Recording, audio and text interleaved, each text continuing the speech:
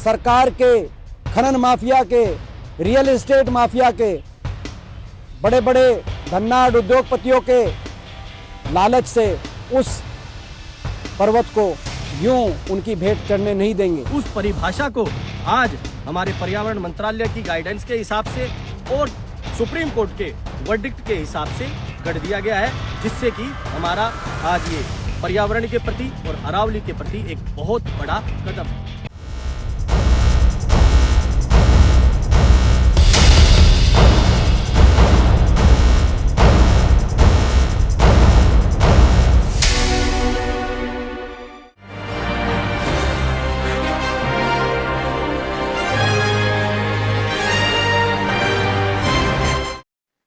आज अरावली पर बहस हो रही है, सोशल मीडिया पर हैशटैग चल रहे हैं, राजनीतिक बयान आ रहे हैं। नमस्कार, मैं उमा सक्सेना और आप देख रहे हैं नजफगढ़ मेट्रो न्यूज। लेकिन आज हम सवाल बदलते हैं कि क्या ये पर्यावरण की लड़ाई है या सियासी लड़ाई में अरावली को मोहरा बनाया जा रहा है। तो शुरू करते हैं। देखिए, जब भी पर्यावरण का मुद्दा उठता है तो राजनीति पीछे नहीं रहती। आपको बता दें कि अरावली एक ऐसा मुद्दा है जो दिल्ली एनसीआर को छूता है, राजस्थान हरियाणा की जमीन से जुड़ा है और करोड़ों वोटरों को प्रभावित करता है। इसलिए अरावली पर हर फैसला सियासी बयान बन जाता है। अब समझते हैं कि विवाद की जड़ क्या है। 4 राज्य यानी गुजरात, राजस्थान, हरियाणा और दिल्ली, इन चारों राज्यों में खनन के नियम अलग अलग हैं। कहीं अनुमति, कहीं प्रतिबंध। देखिए, जब कानून उलझे हो तो नुकसान सिर्फ जंगल का नहीं, कानूनों का भी होता है। तो अब ऐसे में राजनीति पीछे क्यों रहे?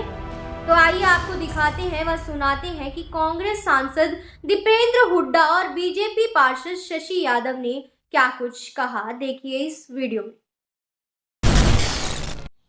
का फैसला सरकार लेती, लेकिन सरकार ने सुप्रीम कोर्ट में पैरवी करी कि 100 मीटर से कम की जितनी पहाड़, जितने पर्वत अरावली में आते हैं उनको अरावली ही ना समझा जाए।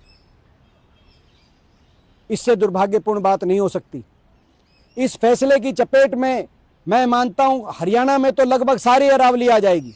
हरियाणा में, दिल्ली में जो बची खुची है सारी अरावली आ जाएगी। और केवल हरियाणा में अरावली ही नहीं, आने वाले समय में शिवालिक जो हमारे पंचकुला, अंबाला, यमुनानगर जिलों में, वो भी 100 मीटर से कम की अगर बात होगी। और ये 100 मीटर कोई समुद्र के स्तर से 100 मीटर नहीं नापा जाएगा। ये जो सबसे नज़दीक समतल जगह जगह मिलेगी वहाँ से 100 मीटर नापा जाएगा। यानी कि गुड़गांव में जो पहाड़ियाँ हैं वो गुड़गांव की जो सिटी सेंटर है वहाँ से नापा जाएगा।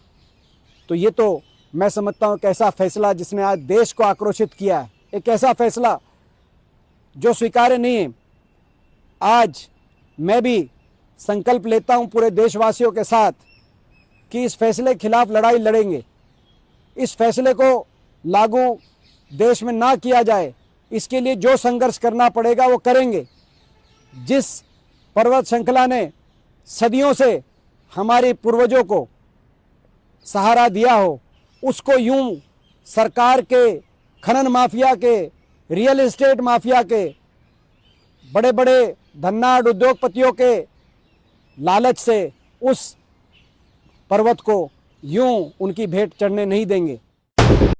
नमस्कार दोस्तों, मैं ये चैलेंज के साथ कहना चाहता हूं कि जिस प्रकार से अवैध खनन माफियाओं के लिए जो विपक्ष ने प्रोपेगेंडा बनाया और अरावली के दोहन करने वालों के पक्ष में उन्होंने एक फेक नैरेटिव बनाया, वो बड़ी शालीनता से हमारे पर्यावरण मंत्रालय ने और हमारे देश के पर्यावरण मंत्री भूपेंद्र यादव जी ने उस नैरेटिव को कैसे तोड़ा।